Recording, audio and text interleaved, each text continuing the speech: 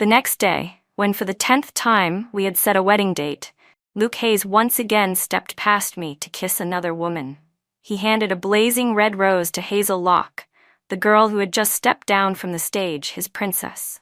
He said that in this lifetime he would be the sole bearer of flowers for her alone. I stood quietly on the outskirts of the cheering crowd, then silently turned around and left without ever looking back. An engagement that had lasted 5 years finally ended in a single moment that made me completely lose all hope. That night, I took the wedding invitation and the jade bracelet that had been prepared since our engagement 5 years ago and went to see Luke. "Let's cancel the engagement," I said, my voice calm and completely devoid of emotion. Luke looked at me for a long time with those beautiful eyes of his. After a while, he leaned lazily against the sofa, narrowed his eyes at me, and said in a weary tone, "Chloe, what kind of joke are you playing?" I shook my head. "I'm serious." As if to prove that this was the result of careful and mature consideration, I added, "I've thought about this for many years before making this decision." The final glow of sunset fell across the sofa, making Luke's expression grow even darker. After a moment, he nodded and stood up, his face indifferent. "Suit yourself. As for that jade bracelet from back then, it belongs to you. Take it with you." I said nothing, walked past him into the study, saw the wedding invitation that had yellowed with time, picked up the jade bracelet we had exchanged that year, took a deep breath, then stood up and left. Luke Hayes and I had been together for 10 years. We should have gotten married 5 years ago, but ever since Hazel Locke appeared, the wedding had been postponed again and again. Over the past 5 years, I had lost count of how many times I wanted to let go, only to hesitate and turn back. But this time was different. From today onward, between Luke Hayes and me, there would no longer be any relationship at all. After leaving the study, I unexpectedly saw Luke still standing in the living room. He had clearly left earlier, yet he had come back and was waiting for me. I walked past him, intending to ignore him and leave, but Luke stopped me. He frowned and looked at me. "Chloe, if this is because of what happened today, then you've misunderstood." I listened to him speak in a perfectly proper, self-righteous manner, as if he had done nothing wrong at all, and I didn't even bother to lift my head. "I misunderstood?" This morning he told Hazel that in this lifetime he would only be her messenger of flowers. Before that, he used his status to pressure others into helping Hazel steal my performance opportunity. And before that, because he wanted Hazel to win a game, he kissed her right in front of me. Were all of these things misunderstandings too? Faced with Luke's attempt at reconciliation, his tone still lofty and condescending as ever, for the first time I did not respond. All these years I had always been the one to back down first. Every time we argued, as long as he was willing to speak first, I would obediently return to him. But from now on, that would no longer happen. We were finished. The next morning, I went to the dance troupe for basic training and ran into Hazel backstage. She stood there, elegant and composed, raising her voice as she lectured several junior dancers who had just entered the profession. When she saw me walking past, Hazel lifted her hand to block me, her face openly provocative. In the past, I would have listened to Luke, swallowed my pride, politely greeted her, or silently stepped aside. But now, things were different. I swung my arm and slapped hard against her slender arm. Hazel had not expected me to actually strike her so forcefully. She cried out in pain, pulled her arm back, then immediately rushed forward and shoved my shoulder, shouting angrily, "Chloe, have you lost your mind? Do you even know who I am?" I stood my ground and looked at her calmly. "Of course I do. The young lady of the Hayes family, the darling of the entire dance troupe. 5 years ago, when Luke went to sponsor an orphanage, he happened to meet Hazel, who was visiting the place where she herself had grown up. At that time, the company needed to build a positive public image, so Luke acknowledged Hazel as his adopted younger sister and even brought her home to take care of her. It was just that, at some point, that so-called image quietly turned into unconditional indulgence. From that point on, our wedding kept being postponed again and again, and Hazel Locke's affairs gradually became the #1 priority in his life. That was the first time Luke Hayes ever broke a promise to me, and it was also because of her. I remember it was my birthday. His personal driver had once quietly told me that Luke originally planned to propose to me that day. Unfortunately, Luke was the kind of man who was sincere but painfully straightforward. I didn't want to begin my married life in such an unromantic setting, so that evening, I was the one who took the initiative to reserve a table at the restaurant with the most beautiful sunset view in the city. I sat at the center of that romantic scene, surrounded by fresh flowers and applause. In my hand was a Western-style dinner knife, gently cutting into the exquisitely decorated small cake. Inside it, a ring lay quietly hidden between the sweet layers of cream and the soft candlelight. I was so happy I felt like I was going crazy, until the very next second, Hazel walked in. She said softly, "Brother, I think I have a fever." The moment he saw her, Luke did not hesitate at all. He stopped what he was doing, turned around, and walked straight toward her.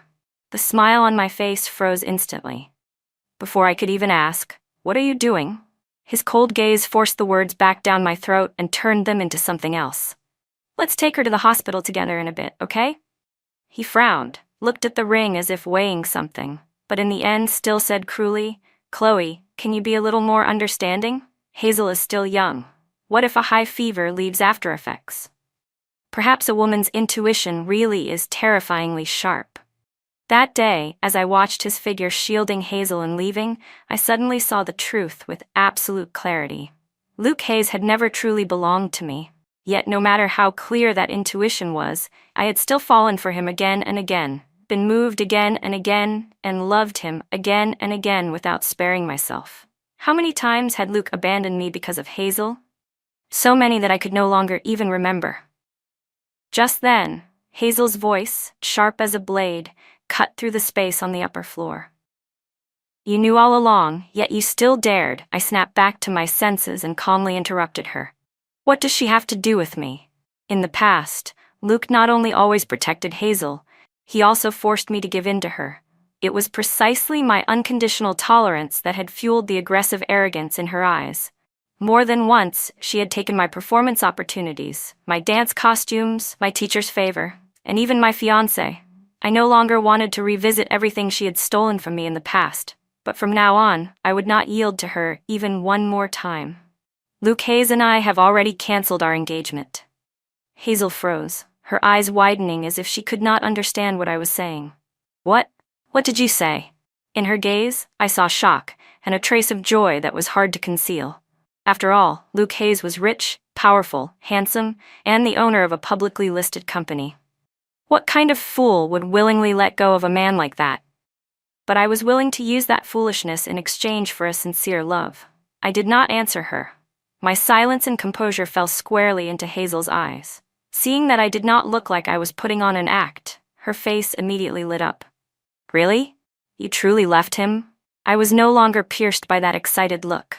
I simply looked at her calmly and replied, "Yes, he and I are over. You don't need to call him brother anymore either." As soon as I finished speaking, Hazel immediately stripped off her dance costume, tossed it to a junior dancer beside her, and hurried away. I knew she was definitely going to look for Luke Hayes. Several girls from the dance troupe looked at me cautiously. "Senior sister, are you okay?" I gently shook my head and forced a faint smile. "I'm fine." I trained all morning in the quiet practice room until my clothes were soaked with sweat, and I was so out of breath that I dragged myself toward the backstage area. A fellow dancer from the troupe walked over from the nearby table and handed me a cup of water. I accepted it gratefully and nodded my thanks, just in time to see her scrolling on her phone and muttering, "Hazel is in love. Why does this man look so familiar?" I froze instinctively, took my phone out of my pocket, and opened Hazel's social media page. The photo that appeared showed her and Luke Hayes holding hands at an orphanage. The caption below read, "You and I walked for so many years, and finally we can walk side by side." The post was dated December 7th.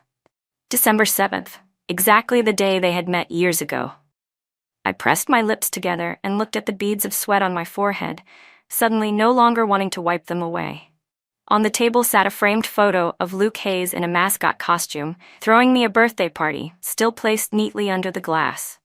I reached out without hesitation, took the frame down, stood up, and walked straight to the paper shredder. The photo was swallowed bit by bit, crushed into fragments, cleanly erased without a trace. I returned to the table, lifted the cup, and drank the water in one go. By afternoon, I dragged myself out of the dance troupe, utterly exhausted. The familiar ringtone sounded. I hesitated for a full half-minute before taking the phone out of my pocket. A hollow ache mixed with resentment surged up in my chest. My mother's voice came through the line. "Chloe, you and Luke, when are you?" I cut her off, my voice hoarse but firm. "We've canceled the engagement." After listening to everything I said, my mother immediately exploded in anger over the phone. "What are you thinking? You're almost 30 years old. You still dare to call off the engagement? If you cancel it now, who's going to marry you later? And this marriage was discussed and decided by me and your Aunt Hall. She's already had anesthesia for it. We can't do something so dishonorable. You have to go find your aunt yourself and explain everything clearly to her." "I'll go myself," I said, and hung up. Alone, I walked down a road blazing with headlights and streetlights. The entire city glittered with light, yet not a single one of those lights was lit for me. I thought maybe I would always be this lonely. The phone rang again. I tilted my head, glanced at it, and swiped to answer. "Hello, Professor." His voice came through the phone. "Are you going to the advanced class? If you don't go, Hazel will snatch it away. You should go." "Don't worry, Professor. From now on, the opportunities the troupe gives me, I won't yield to her anymore." He started grumbling, half coaxing, half scolding, saying that I had finally come to my senses. I gave a small smile, a bitter taste spreading on my tongue. It wasn't that I'd come to my senses. It was just that I finally understood this. What belongs to me shouldn't be given up, and what doesn't belong to me shouldn't be clung to. The next day, I took a day off work. I had planned to sleep in properly, but early in the morning the phone rang sharply, shattering my unfinished sleep. On the other end of the line, Luke Hayes' icy voice came through, carrying anger and reproach. "Have you lost your mind? How dare you talk about canceling the engagement with my family, Chloe? You're 30 years old already. You're not some 20-something girl who's still naive like Hazel. Before you do anything, can't you think it through a little?" My sleep-clouded mind instantly cleared with each word of his scolding. I called his name and asked him directly, "Luke Hayes, you like Hazel, don't you?" On the other end of the phone line, there was a long stretch of silence. After a long while, only then did he seem to make up his mind and answer me. He said that his feelings for Hazel Locke were nothing more than affection for a younger sister, and that I was the one he should marry. I stared at the ceiling and suddenly realized that the man I had loved for 10 whole years was, in truth, unbearably cowardly. "Luke Hayes," I said slowly, "the first time you abandoned me because of Hazel was on my birthday. That was the day you planned to propose to me, and it was also the very day you chose to leave me for her. The second time was at the dance troupe gathering. Because she said she felt unwell from drinking, you kissed her right in front of me and told me it was just a game. The third time was when you knew perfectly well how much I longed to be on stage, knew that opportunity belonged to me, yet still turned a blind eye, and under the name of an investor, handed it to Hazel instead." Every time I spoke of one incident, my eyes grew a little redder. "Luke Hayes, you like her, yet you still betrayed me. Do you want me to keep going?" The phone responded with a cold, relentless beeping tone. Luke Hayes could not even bring himself to say a single apology. This man was truly weak to the extreme. Not long after that call, Luke Hayes left the city. He went to Heron Province to discuss a business collaboration, and Hazel went with him. I had no intention of paying attention, but Hazel kept posting photos to her story nonstop. Unable to endure it any longer, I blocked the dance troupe's updates and went home. My life gradually returned to a simple, orderly rhythm. In the past, because of Luke Hayes, no matter how busy I was, I would still force myself to cook him a thoughtful lunch, pack it carefully, and deliver it all the way to his company, only to be met with a few indifferent remarks like how it wasn't as good as the food Hazel ordered. Now, that time was enough for me to get a full night's sleep. I no longer had to drag myself through rehearsals exhausted, drink bitter black coffee just to stay awake, or slump over hard wooden chairs to snatch a few minutes of rest. A week later, Luke Hayes returned. Wearing a black plaid coat, standing tall, his hands in his pockets, he blocked my path right outside the dance troupe gate. "Chloe, can we talk?" He took me to the Sunset Restaurant, the place where he had once planned to propose to me. The central seat was the same. The fresh flowers were still there, along with applause and soft violin music. The scene was so familiar that it felt strangely distant. Luke Hayes pushed a pre-cut piece of cake toward me and said hoarsely, "I've thought very seriously about everything you said that day. I can change. From now on, I'll stand on your side." I put the cake into my mouth without responding. He continued, "Before, I failed to draw a clear line between family and lover, between a sister and a fiancé. I'll fix it. Chloe, can you give me one more chance?" To be honest, saying my heart didn't waver at all would have been a lie. So when I looked into his sincere eyes and saw the ring gleaming between the layers of cream, my heart wavered once again. I parted my lips softly. "Okay." The tension on Luke Hayes' face immediately eased, as if a heavy burden had been lifted. But just as he was about to put the ring on my finger, the familiar ringtone sounded beside my ear. Luke Hayes instinctively glanced at me, then leaned slightly to the side and turned his back, quickly dimming the phone screen. Those small movements did not escape my eyes. I knew exactly who was calling, because it was the special ringtone he had once set just for Hazel. Luke Hayes looked at me, guilt flashing briefly in his eyes. I lowered my head, swallowed the bite of cake I had just eaten, then retched it back up without hesitation.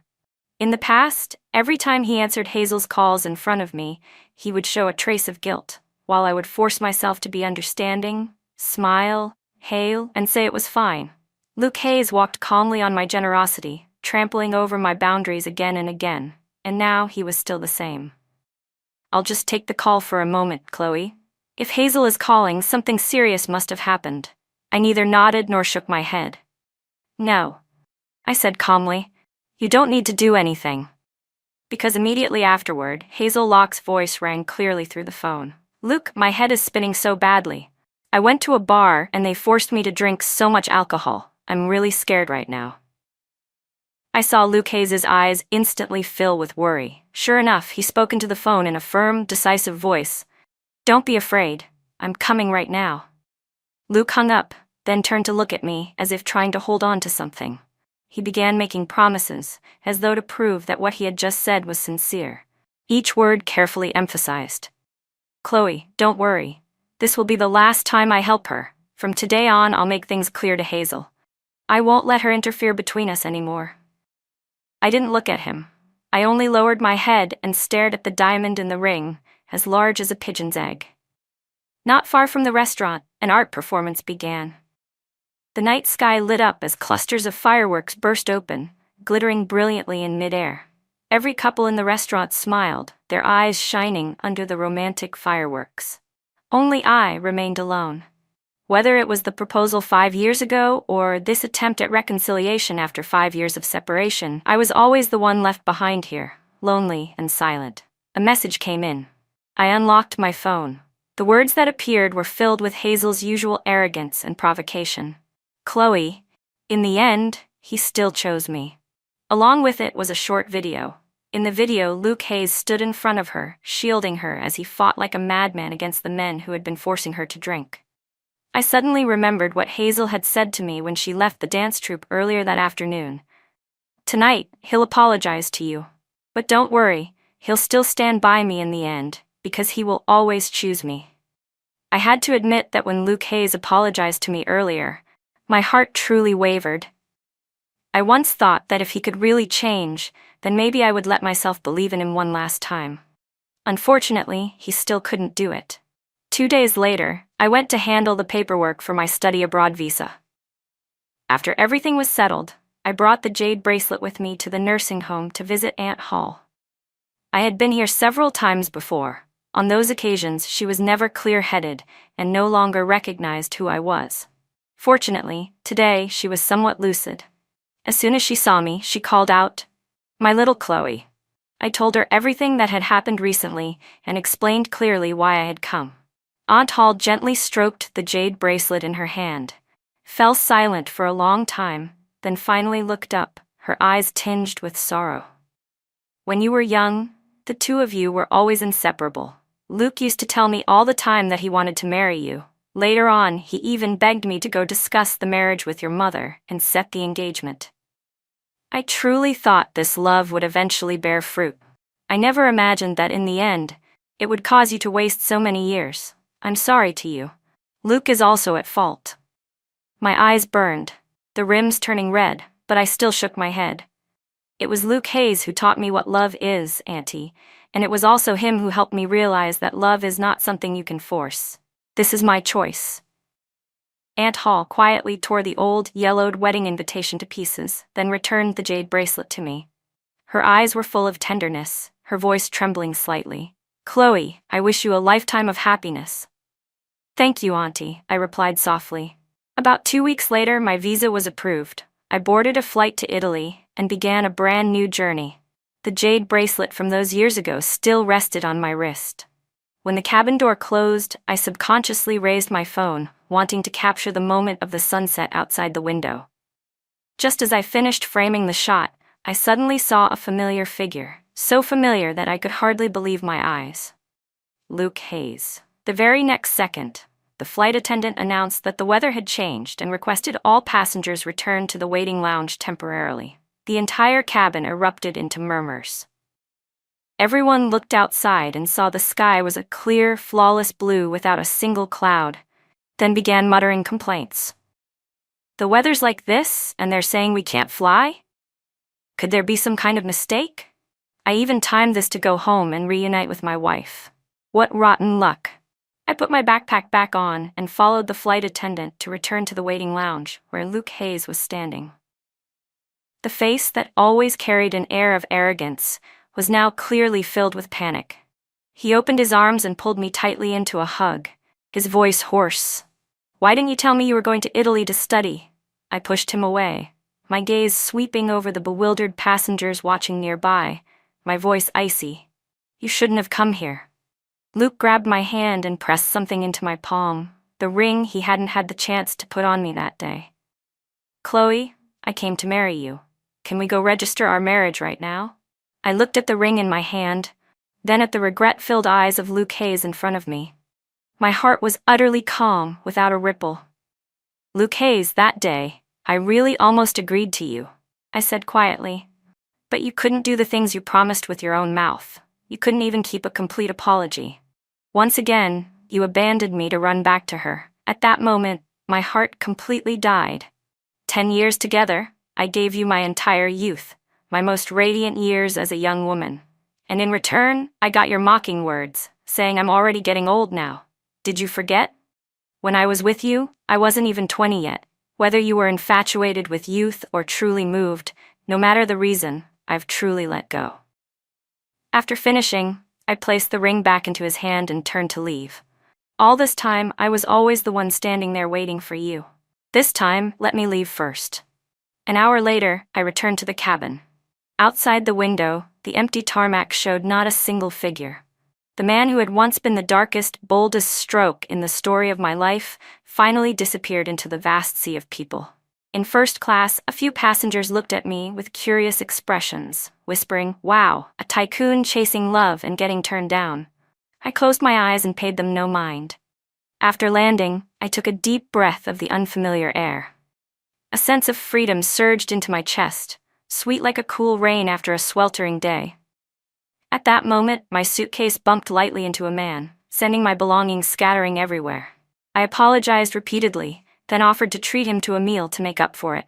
At the restaurant, he introduced himself as Ethan Reed. He wore a black silk shirt, and every movement of his carried a calm, refined elegance. Before leaving, he even walked me all the way to the entrance of the apartment complex I had just rented. The advanced course in Italy was intense. I had to learn the language while keeping up with demanding dance training. In the midst of all that busyness, I was surprised to realize that I hadn't thought about Luke Hayes even once. The next time I saw him was on Christmas Eve. Christmas abroad was already close to Lunar New Year back home. My mom video called me, and Luke Hayes unexpectedly appeared on the screen. She said Luke had come to visit her and my dad on my behalf. I greeted him through the screen without saying anything more. Luke looked at me for a few seconds, then asked, "Have you been doing well lately?" I stayed silent for 2 seconds, then thought about the year that had just passed and smiled softly, nodding. "Very well." After hanging up, I took the groceries I had just bought and put them into the fridge. A knock sounded at the door. Ethan Reed stood outside, his hands full of shopping bags, his shoulders still damp with traces of early winter snow. He exhaled a puff of white breath and smiled gently. "Christmas abroad is basically New Year, right? Having a New Year's meal together wouldn't be too much, would it?" I stepped aside and opened the door for him. He naturally took off his shoes, carried the bags into the kitchen, and poured himself a glass of water, as if he had already become part of the rhythm of life there. If I had to name the most unexpected thing during my year in Italy, it would be Ethan Reed. That day, after we said goodbye downstairs, I happened to run into him again on my way to the dance troupe. Even more coincidentally, his place was only a few minutes' walk from mine. We gradually fell into the habit of eating together and walking home together. He taught me Italian, and I treated him to dinner. Over time, the two of us grew more and more familiar. Then one day, Ethan Reed confessed his feelings to me. It was in a small, simple cafe, completely different from the lavish Sunset restaurant from years ago. A singer softly sang love songs in German. A server appeared amid the flickering candlelight, holding balloons and a cake. Ethan knelt down on one knee and lifted a small box containing a necklace. Cheers and congratulations erupted all around us. His love was warm and radiant, open and without hesitation. He said it clearly, right in front of me. "Chloe, I like you. I want to marry you." My eyes nearly filled with tears. I accepted the balloons and ate the cake, but I did not accept the necklace. Ethan didn't understand. Even so, he persistently pursued me for more than a month. In the end, I calmly told him about the 10-year relationship between Luke Hayes and me. When the story ended, I said that he had built a solid career in Italy over many years, while I would return to my home country after graduation. I wouldn't stay for him, and he wouldn't give up everything here for me. Since it was a relationship with no future, it was better for us to just be friends. After that day, Ethan truly seemed to listen to me. He no longer chased after me relentlessly like before. Occasionally, he would knock on my door, smiling as he said, "Eating alone is too lonely. Let me cook with you." But on the day I returned home, I still didn't tell Ethan Reed in advance. Even so, to my surprise, I ran into him on the plane. He looked at me and smiled. "Maybe changing to a different place to live lets you see everything in a new light." The emotional string inside me, which had been quiet for so long, suddenly trembled into gentle waves. And even more unexpectedly, when I got off the plane, I saw Luke Hayes standing at the drop-off area. He walked toward me as if nothing had ever happened, gently reaching out to brush my temple like he used to. This time, however, his hand was stopped mid-air. Ethan Reed stepped forward, his tall figure shielding me, and said coldly, "What is this? Someone like you still has the nerve to come to the airport to pick up my girlfriend?" Luke Hayes' face darkened, disbelief written all over it. He clenched his teeth and stared at me. "Chloe, is what he said true?" In those brief seconds, his fist tightened as he waited for my answer. I stepped forward to stand in front of Ethan Reed and decisively replied, "Yes." Luke Hayes' eyes reddened, but he said nothing. He simply turned around and walked away. I watched his retreating figure and suddenly felt that time truly was something miraculous. Because at this moment, as I watched him leave, my heart was completely still, without the slightest ripple. A warm breath brushed against my neck, and a clear voice tinged with mild grievance sounded beside my ear. "The first time I claim my status, I have to borrow the mouth of your ex-boyfriend. Is he really that handsome? You couldn't even blink while looking at him." I widened my eyes and raised my hand to punch him lightly. I was just making an observation.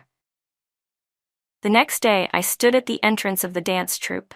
Bright sunlight spread across a cloudless sky. My teacher and the junior students stood at the gate, welcoming me back with cheerful greetings. From afar, I turned toward the familiar backstage room. I saw the spot where Luke Hayes' photo frame had once been placed. It had now been replaced by a bouquet of fresh flowers. On the card was a bold, powerful handwriting. Ethan Reed's name was written on the card in bold, flowing handwriting. Everything unfolded smoothly. One of the junior girls saw it and immediately broke into a mischievous smile. "Oh? You just got back to the country and you already have a romance, senior sister?" I smiled and tucked the card into a drawer. "Just a friend I know from overseas." She covered her mouth, pretending to be shocked. "So he came back with you too?" I nodded, just as the gossip was heating up when someone walked in carrying a bouquet of red roses. "Senior sister Chloe, someone sent you flowers." I frowned, about to refuse, but the junior girl grabbed my arm and whispered excitedly, "Did you know? Hazel got fired last week after an accident on stage. That CEO Luke didn't show up to help her at all." I brushed her hand away, glanced at the roses and said flatly, "Throw them away." The delivery person left, the chatter abruptly stopped, and I changed clothes and focused on practice. In the late afternoon when I was leaving, I saw Luke Hayes standing beside the trash can at the entrance to the troupe, still fiddling with that bouquet of red roses. He stepped in front of me and stopped me, his voice gentle, tinged with caution. "Chloe, you're back in the country. Can we have a celebratory meal together?" I shook my head. "No need. My boyfriend is taking me." Luke seemed not to hear clearly and immediately grabbed my hand, refusing to let go. "Chloe, it's over between Hazel and me. During this time, I've truly reflected on myself. I regret everything. Can't you give me one more chance?" I flung his hand away, my voice filled with wariness. "I don't like you anymore. Don't pester me." The word pester struck Luke like a knife twisting into his heart. He stared at me, almost unable to believe it, and asked hoarsely, "Chloe, you're saying I'm pestering you?" I looked straight into his eyes, every word firm and forceful, like hammer blows. "Yes, you are pestering me, Luke Hayes. Over the past 2 years, I've still thought about you from time to time. Thought about the 10 years we were together. I kept asking myself why, during those last 5 years, when you were with Hazel, I still endured everything. Until one day, I found the answer. You come from a privileged background and have an arrogant nature. But I was the only person you were willing to lower your head to and apologize to when you were wrong. That so-called favoritism, especially toward me, made me think you truly loved me. But in the end, I realized that everything you did was because of her." Luke's expression gradually turned panicked, his eyes full of unease. I showed no mercy in tearing apart all his illusions, exposing the truths he had always tried to hide. "The one you truly favored was never me. It was always Hazel. You didn't dare admit that you loved someone else. You didn't dare admit that you'd changed your heart in love. You're too selfish, always thinking about your own feelings, while letting 2 women waste their youth and wear away their trust because of you. Let me guess, you didn't step in to help Hazel because you were afraid I might come back, and the dance troupe would make things difficult for her. Right?" Luke's face instantly turned deathly pale. I gave a cold laugh and added one last sentence like the final stab of a blade. "Oh right, the person who likes red roses isn't me, it's Hazel." With that, I turned around and walked away without looking back. Not far away, Ethan Reed stood under the streetlight, his whole figure radiating an unusual brightness.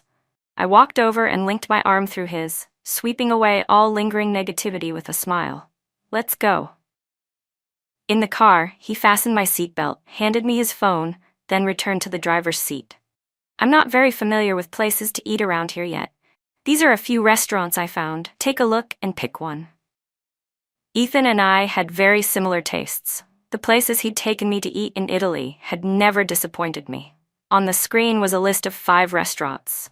I didn't need to look closely and pointed to the name at the top. "Sunset Restaurant. I've been there many times. The food is great." At the restaurant, I ordered with ease, choosing dishes I had eaten before and liked. I smiled at him and said, "All of these are really good. My first meal after coming home." "Good luck finding a job," I said lightly. The space was still as luxurious and refined as ever, the same violin music, the same soft lighting. The only difference was that 2 years ago, I had thought I would never come back here again. But this time I was no longer alone. Ethan Reed raised his glass and clinked it with mine. The chandelier light fell on his handsome, composed face, making him even more captivating. He smiled faintly. I said we're celebrating tonight, didn't I? His gaze softened, carrying a trace of seriousness. Chloe, my parents are coming back to the country next week. Would you be willing to meet them with me? I smiled and nodded gently. Okay. After that, once everything was clearly settled with Luke Hayes, I blocked all of his contact methods, but by the weekend he still called me from an unfamiliar number. My mother is sick, he said. When she's delirious, she keeps calling your name.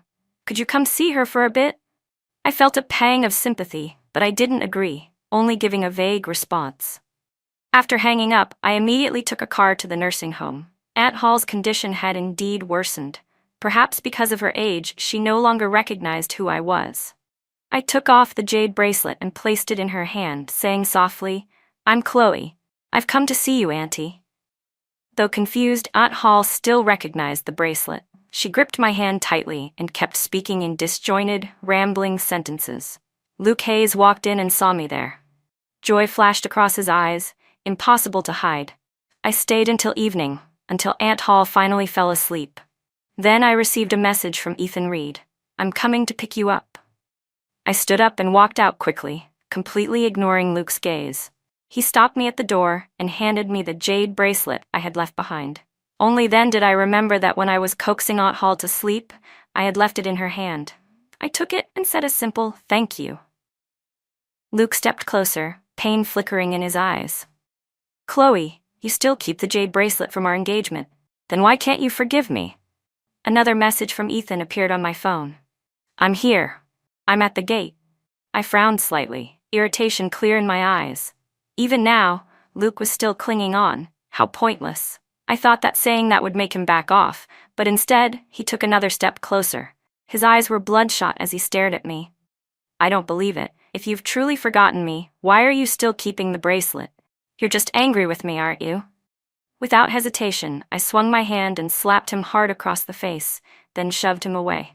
In Luke Hayes' eyes, countless emotions flashed and intertwined. Hurt, shock, unease, regret. I saw them all, yet remained cold. Do you know why I keep the bracelet? I enunciated every word clearly. It's not because of you. I'll say it one more time, Luke Hayes. We ended a long time ago. Do you hear me clearly? His pupils shrank, yet his gaze drifted away from me. Before I could react, he suddenly lunged forward and shouted, Watch out! I instinctively turned my head, eyes widening. A woman from a nearby room rushed out and violently shoved me down the stairs. I didn't have time to dodge, only to shut my eyes by instinct. In the instant my body lost balance in midair, someone wrapped me tightly in their arms. The embrace was firm, almost crushing, yet familiar, carrying a faint, fresh scent of grass and trees. I opened my eyes to see Luke Hayes lying beneath me, still holding me, his leg badly injured. The entire nursing home fell into chaos. Nurses hurriedly called emergency services. Patients and family members panicked. I couldn't say a word, only felt a suffocating tightness rise in my throat. At the hospital, I stood by Luke Hayes' bed, my expression cold. He lay there, his lips pale, yet he still forced a smile. Don't be angry. I just didn't want you to get hurt. The tightness in my throat grew worse. I took a deep breath and said bluntly, Thank you for saving me. I'll cover all of your medical expenses, and I'll hire someone to take care of you. He was silent for a moment, his hand touching his bandaged leg, then he looked at me with a pitiful expression. Can you stay and take care of me? I shook my head without hesitation and turned to leave. Out in the hallway, Ethan Reed was leaning against the wall, idly playing with a button between his fingers. When he saw me come out, he tilted his head and teased me slowly. I thought you might soften up and agree.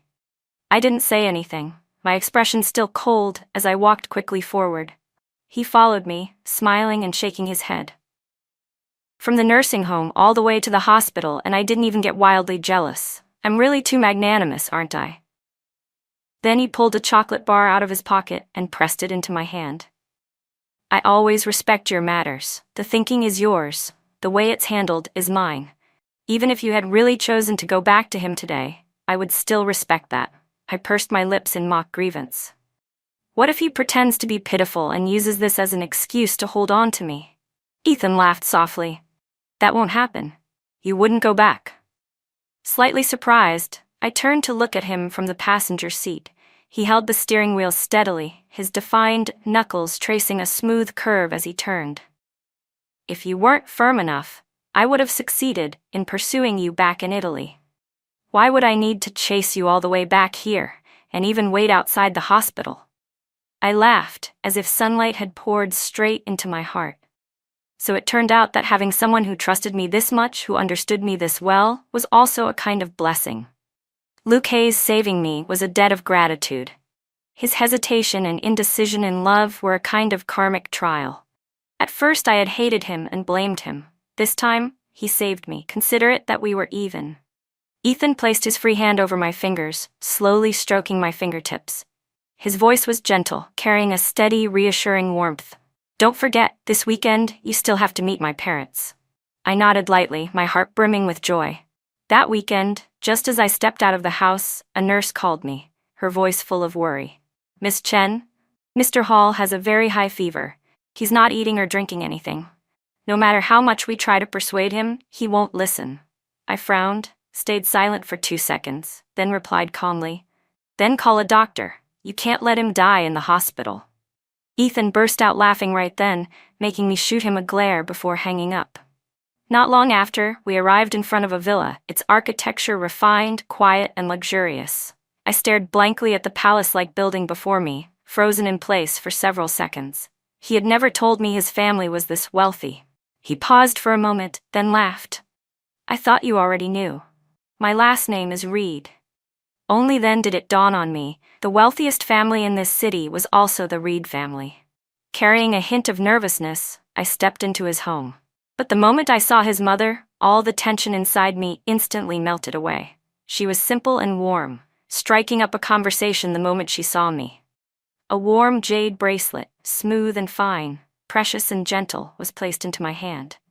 There's nothing particularly valuable at home. Just keep this. When it comes time for the engagement, I'll prepare something even better for you. That meal was one I ate happily, my heart light and at ease. The only thing that made me uncomfortable was that when I went to the restroom, I received another message from Luke Hayes' nurse, saying he wanted to see me one last time. Worried he might be trying to pull something again, I wasn't entirely at ease, but I still agreed. After dinner, I asked Ethan to drive me to the hospital. Before getting out of the car, he grabbed my hand and pulled me into his arms. He held me so tightly it was as if he didn't want to let go, then lowered his head and kissed me, kissing me for a long time, until his lips turned red and dry before he finally stopped. His voice was low and hoarse, unmistakably anxious. Don't promise him anything. I could sense the unease in every breath he took. I smiled and kissed him lightly on the lips. I won't. I sat down beside Luke Hayes' hospital bed. I sat quietly by the bed, waiting for him to speak first. He said nothing, only stared at me as tears slid down his face. I remained silent, waiting until he finished crying. Perhaps he cried until he was exhausted. Luke Hayes' eyes were red as he asked hoarsely, Is there really no possibility left between us? I regret it, Chloe. I truly regret it. Lately I've thought about it a lot. The person I've always loved is you. Hazel was just a moment of impulsiveness. I cut him off coldly. I don't want to hear those meaningless words. I have a boyfriend now. Our relationship is stable, and we're about to get married.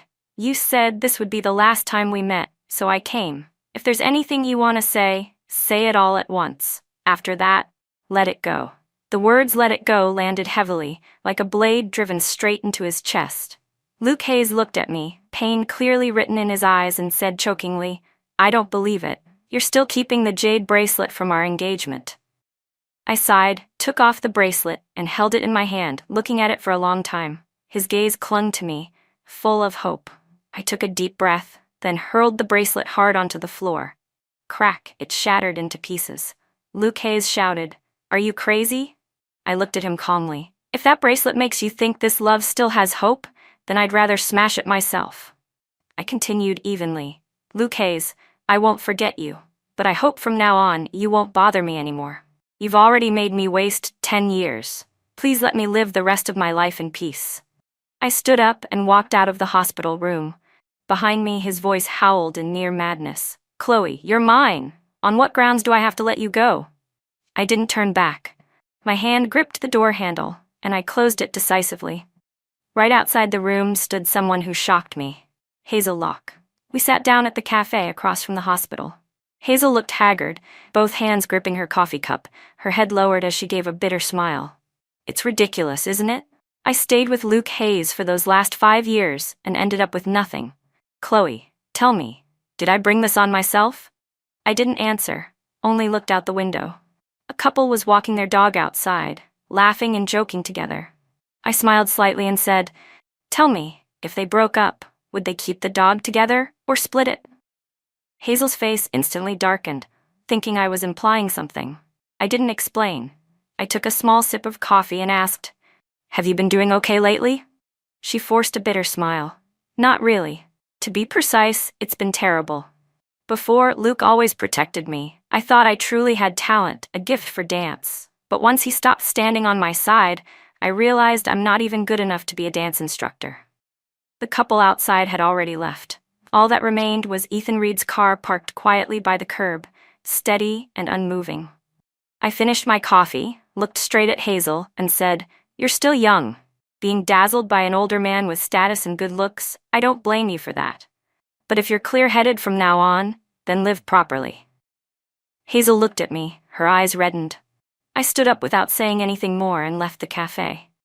I opened the car door and got in. The person inside was still the one who always waited for me. I didn't need to look back. Who said that leaving Luke Hayes meant you wouldn't meet someone better? Life, starting over, is never too late. A month later, I heard that Luke Hayes' company stock had plummeted disastrously. The reason was that Hazel had compiled everything that had happened between her and Luke into a presentation and posted it publicly online. At that time, Luke Hayes was still hospitalized, recovering from his injuries. His company was seized by others who took advantage of the situation. As for Hazel, she returned to the orphanage where she had grown up, taking a job there as a regular staff member. What happened after that no longer concerned me, because I was about to get married. At Sunset Restaurant, a place I had been to countless times before, Ethan Reed knelt down on one knee in front of everyone and asked clearly, "Chloe, will you marry me?" I threw myself into his arms and answered every word with certainty. "I do." That very restaurant, which had once witnessed my lonely tears years ago, now truly saw me happy. 1 week later, Ethan Reed's and my wedding was held. It was grand, breathtakingly beautiful, and even made the financial news. The media called it the wedding of the century. But to me, everything could be summed up in a single sentence. When someone truly wants to marry you, they won't even want to wait 1 more minute. How does it feel to realize you were never someone's priority, only their option? Love and Lies story.